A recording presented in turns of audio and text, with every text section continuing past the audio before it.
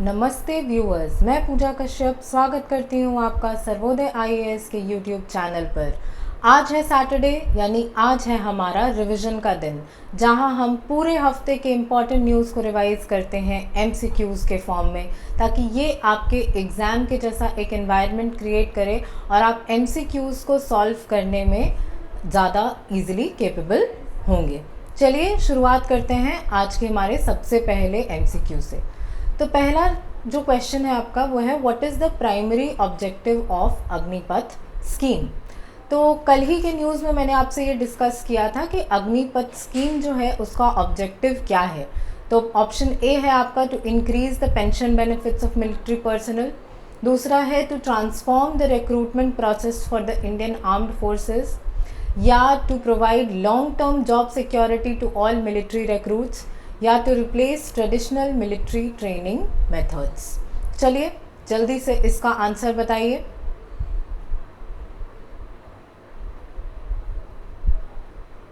इसका आंसर हो जाएगा B, to transform the recruitment process of the Indian armed forces, क्योंकि अग्निपथ स्कीम जो है वो 17.5 ईयर्स से लेकर के 21 ईयर्स तक के लोगों के लिए एक आर्मी रिक्रूटमेंट या आर्म्ड फोर्स रिक्रूटमेंट स्कीम है, जिसमें इतने से इतने साल तक के लोगों को रिक्रूट किया जाएगा। करीब 45 से 50 हज़ार लोग जो हैं वो हर साल रिक्रूट किए जाएंगे। 2 साल में 2 बार ये रिक्रूटमेंट होगा और एंड में 4 साल की सर्विस कंप्लीट करने के बाद 25% ऑफ द सोल्जर्स को रिट्रीव किया जाएगा या परमानेंट कमीशन की फोर्स की जो पोस्ट है वो ऑफर करी जाएगी। कितने सालों के लिए? तो अगले 15 सालों के लिए। तो इसका जो पूरा एम है अग्निपथ स्कीम का वो है आर्मी या आर्म्ड फोर्सेस के रिक्रूटमेंट प्रोसेस को ट्रांसफॉर्म करना, ताकि हमारे आर्म्ड फोर्सेस में यंग और मोटिवेटेड या यूथफुल लोग जो हैं वो उसका हिस्सा बने। ठीक है, तो अब अगला क्वेश्चन देखते हैं। What is the primary characteristic of nominal GDP. तो मैंने आपको बताया था कि 2 तरीके की जीडीपी होती है, नॉमिनल जीडीपी और रियल जीडीपी। देखते हैं हमारे ऑप्शंस क्या हैं। It accounts for change in the price level and inflation, दूसरा है it measures the total market value of all final goods and services produced at constant prices. तो यहाँ हमारा इंपॉर्टेंट वर्ड हो जाएगा कांस्टेंट प्राइसेस, यहाँ हमारा प्राइस लेवल और इन्फ्लेशन। तीसरा है it helps understanding long term economic growth without price changes, and चौथा है it is measured in current prices and does not account for inflation. तो इसका आंसर क्या हो जाएगा, जल्दी से आप मुझे बताएंगे।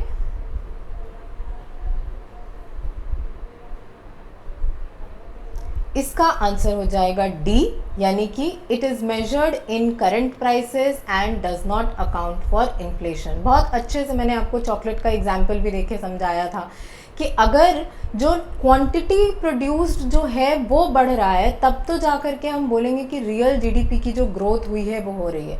लेकिन अगर एक ही गुड का जो सिर्फ प्राइस है वो बढ़ रहा है और इसके वजह से आपका जीडीपी बढ़ रहा है, मतलब रियल ग्रोथ आपकी इकोनॉमी में नहीं हो रही है, कहीं ना कहीं वो सिर्फ प्राइस लेवल या इन्फ्लेशन की वजह से वो वैसा ग्रोथ दिख रहा है कि आज अगर हम 1 चॉकलेट प्रोड्यूस करते हैं तो हमारा जो जीडीपी है वो ₹10 का है, और कल अगर 2 चॉकलेट प्रोड्यूस करेंगे तब जा कर के जो हमारा जीडीपी है वो अगर ₹20 होगा तो इसको हम रियल जीडीपी का ग्रोथ मानेंगे। वहीं अगर जो मेरा जीडीपी ग्रोथ जो है वो ₹20 पे पहुंच गया जीडीपी, लेकिन ये इस वजह से क्योंकि एक चॉकलेट का ही प्राइस जो है वो ₹20 हो जाएगा, तो इसका जो रीज़न इसके बाद क्या होगा कि जो रियल जीडीपी का ग्रोथ है वो नहीं होगा, बल्कि एक नॉमिनल जीडीपी ग्रोथ हम यहाँ मानेंगे। ठीक है, अब आ जाते हैं हमारे नेक्स्ट क्वेश्चन पर। नेक्स्ट क्वेश्चन है, which government initiative started in 2018 aims to reduce forest fires by involving local communities. तो जब मैं हिमाचल प्रदेश के फॉरेस्ट फायर इंसिडेंट के बारे में जिक्र कर रही थी तब मैंने आपको इसके बारे में बताया था। क्या क्या ऑप्शंस हैं हमारे? National action plan for forest fires, forest fire prevention and management scheme, national forest management programme या कम्युनिटी फॉरेस्ट कंट्रोल स्कीम। ये चारों ही कहीं ना कहीं फॉरेस्ट फायर्स से लिंक्ड हैं। तो यहाँ अब आपको याद करना है कि 2018 में कौन सा स्कीम लॉन्च हुआ था और लोकल कम्युनिटीज़ को कौन सा स्कीम इन्वॉल्व करता था, वो वाला। तो चलिए जल्दी से इसका आंसर बता दीजिए।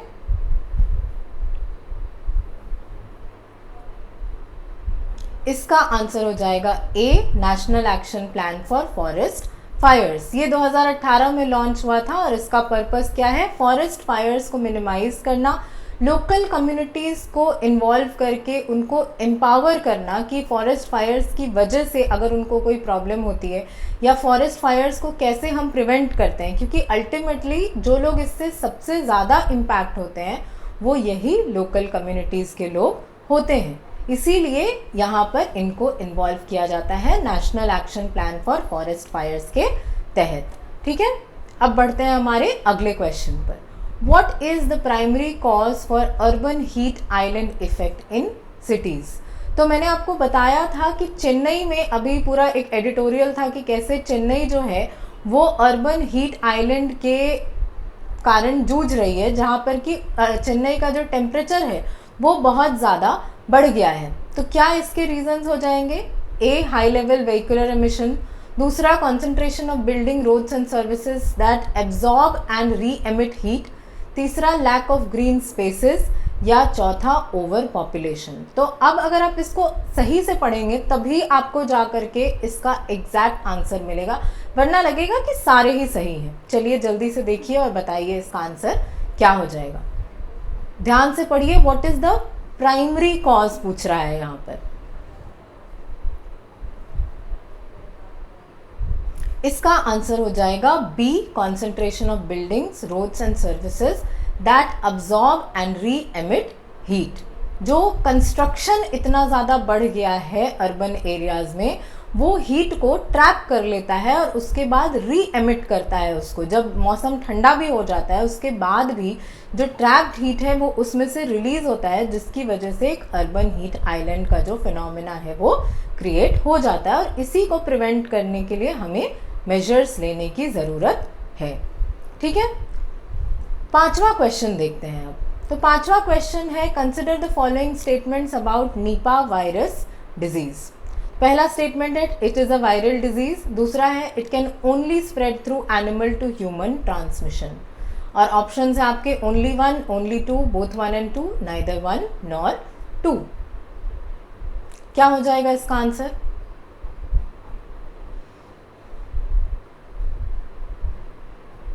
तो पहला तो देखिए कि नीपा वायरस डिजीज है, तो ये स्टेटमेंट तो सही ही होगा क्योंकि ये यहाँ लिखा है कि it is a viral disease. तो हम इस ऑप्शन को तो सही, यानी ओनली वन होगा या बोथ वन एंड टू होगा। तो अब दूसरा है it can only spread through animal to human transmission. तो जब आपको अगर याद होगा जब मैंने पढ़ाया था तो ये एनिमल टू ह्यूमन भी स्प्रेड करता है और ह्यूमन टू ह्यूमन भी स्प्रेड करता है। तो इसका आंसर हो जाएगा ओनली वन। ठीक है, निपा वायरस जो है वो एक जूनोटिक वायरस है that can be transmitted from animals to humans, लेकिन इसका जो ट्रांसमिशन, पहला जो ट्रांसमिशन होता है वो एनिमल्स से ह्यूमंस में होता है, प्राइमरीली फ्रूट बैट से ह्यूमंस तक। लेकिन उसके बाद अगर आप किसी इन्फेक्टेड पर्सन से कांटेक्ट में आते हैं तो वहाँ पर भी ये डिजीज़ जो है वो स्प्रेड कर जाता है। यानी प्राइमरी स्प्रेड अगर हम देखें तो एनिमल टू ह्यूमन होता है, लेकिन सेकेंडरी स्प्रेड अगर देखेंगे तो ह्यूमन टू ह्यूमन भी पॉसिबल है। तो इसका आंसर हो जाएगा ए, ओनली वन। बहुत ध्यान से तभी आपको इन स्टेटमेंट्स को पढ़ने की ज़रूरत होती है कि बहुत छोटा सा ट्विस्ट होता है जिसकी वजह से जो आंसर होता है वो गलत हो जाता है। अगला क्वेश्चन है identify the correct statement. Sickle cell disease is a genetic blood disorder that affects the shape and function of red blood cells या आरबीसीज। दूसरा, in India sickle cell disease is not found among the tribal populations. क्या हो जाएगा इसका answer? One only, two only, both one and two, या neither one nor to.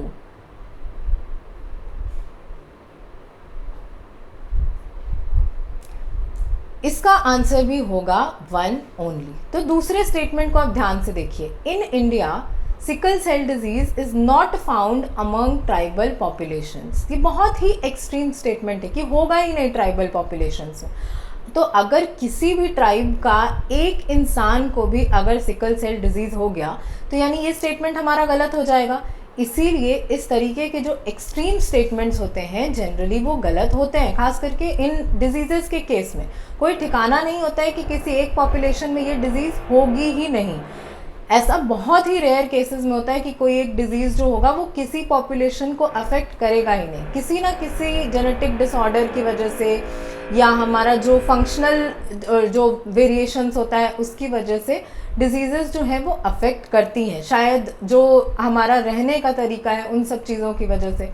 तो ये जो सेकेंड स्टेटमेंट है वो गलत हो जाएगा। पहला स्टेटमेंट तो बहुत क्लियर है, मैंने आपको बताया था कि ये एक जेनेटिक ब्लड डिसऑर्डर है जो कि हमारे आरबीसीज के शेप को अफेक्ट करता है। जनरली जो शेप इस तरीके का होता है वो कुछ ऐसा हो जाता है सिकल के शेप का during the sickle cell blood या सिकल सेल डिजीज़, ठीक है। और ये इंडिया में सबसे ज़्यादा पाया जाता है जो ट्राइबल पॉपुलेशंस हैं उनमें, ठीक है। तो ये स्टेटमेंट बिल्कुल ऑपोजिट था कि ट्राइबल पॉपुलेशंस में पाया ही नहीं जाता है। सेवेंथ क्वेश्चन है, which of the following provisions was introduced by the 44th constitutional amendment act of 1978 in India. पहला है restoration of property as fundamental right, दूसरा है inclusion of right to education as fundamental right, तीसरा है establishment for national commission for scheduled caste and scheduled tribes, और चौथा है safeguards against the misuse of emergency provisions. तो इसका answer क्या हो जाएगा?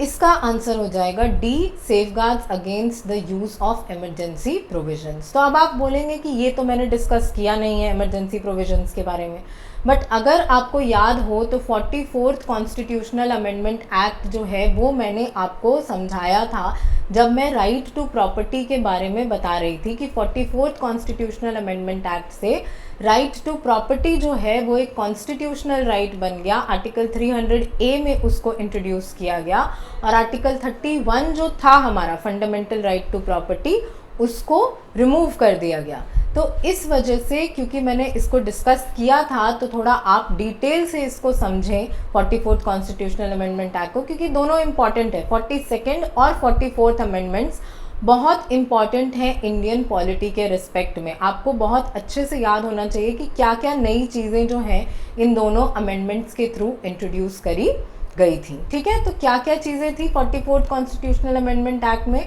तो इमरजेंसी प्रोविजंस के बारे में कहा गया था कि national emergency declaration must be based on written advice of the cabinet and approved by both the houses within 1 month। दूसरा कि 20 और 21 में अमेंडमेंट किया गया था आर्बिट्ररी कन्विक्शन से related right to life and personal liberty जो है वो सस्पेंड नहीं किया जा सकता है इमरजेंसी के दौरान। फिर है कि लेजिस्लेटिव असेंबलीज़ को 6 years से वापस से 5 years पे कर दिया गया था। जो टर्म जो इंक्रीज़ हुआ था उसको फिर से डिक्रीज़ करके 5 years कर दिया गया था। और राइट टू प्रॉपर्टी जो है वो फंडामेंटल राइट से हटा करके एक कॉन्स्टिट्यूशनल राइट बना दिया गया था आर्टिकल 300A में। तो अब आप मुझे कमेंट्स में बताएंगे कि ये दोनों जो है inclusion of right to education as fundamental right और establishment of national commission for scheduled caste and scheduled tribes, ये कौन से अमेंडमेंट्स से हुआ है या कौन से साल में ये हुआ, कौन से एक्ट के थ्रू हुआ, ये आप मुझे कमेंट्स में बताएंगे। लास्ट क्वेश्चन जो है हमारा आज का वो है, which of the following statements best describes Nikshay Poshan Yojana in India? देखिए इसका options, it aims to provide financial and nutritional assistance to pregnant women for maternal health. तो पोषण योजना है मतलब न्यूट्रिशन से तो रिलेटेड होगा। दूसरा है it focuses on promoting organic farming practices in rural areas and improving nutrition in these areas. तीसरा है it is designed to eradicate malnutrition and improve the nutritional status of tuberculosis patients. और चौथा है it provides scholarships to underprivileged children for their education. यानी इसको तो हम D option को तो बिल्कुल नेगेट कर सकते हैं। तो अब बाकी बचे आपके पास 3 ऑप्शंस, इसका आंसर क्या होगा?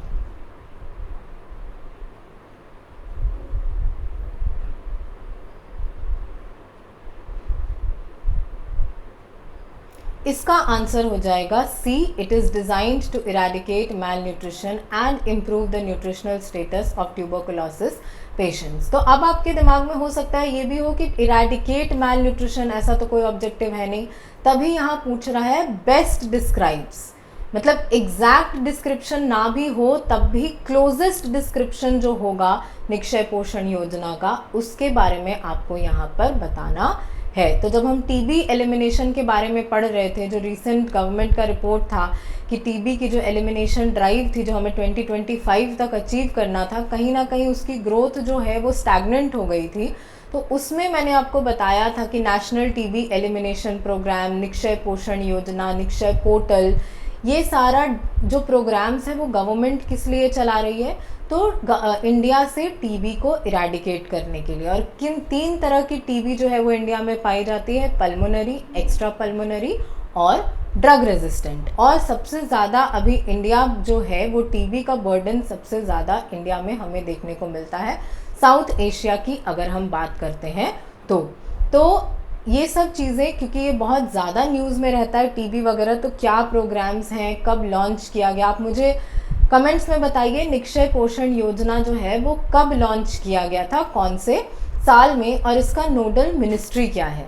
ठीक है, तो ये सब जब आप कर लेंगे तो स्कीम्स आपको अलग से फिर करने का ज़रूरत नहीं पड़ेगा। अगर साथ साथ ही आप स्कीम्स जो हैं वो कवर करते जाएंगे तो फिर अलग से स्कीम्स को रेफ़र करने की ज़रूरत नहीं पड़ेगी। तो इसी जो आज ये अब हमारा लास्ट एमसीक्यू था, एक मेंस का क्वेश्चन है जो मैं आपका होमवर्क रहेगा वो आप लिख के देखिएगा कि आपसे लिख पाते हैं या नहीं। और उसके बाद अगर आप चाहते हैं कि मैं उसको चेक करूं तो आप नीचे कमेंट्स में लिख दीजिएगा, आपको टेलीग्राम ग्रुप का लिंक दे दिया जाएगा, वहाँ आप अपने आंसर्स जो हैं वो पोस्ट कर सकते हैं। तो क्या है हमारा मेंस का क्वेश्चन, हम देख लेते हैं। तो क्वेश्चन है, evaluate the significance of India Norway relationship in the context of India's foreign policy objectives and global diplomatic engagements. What measures can be taken to further enhance and diversify the partnership between the two countries?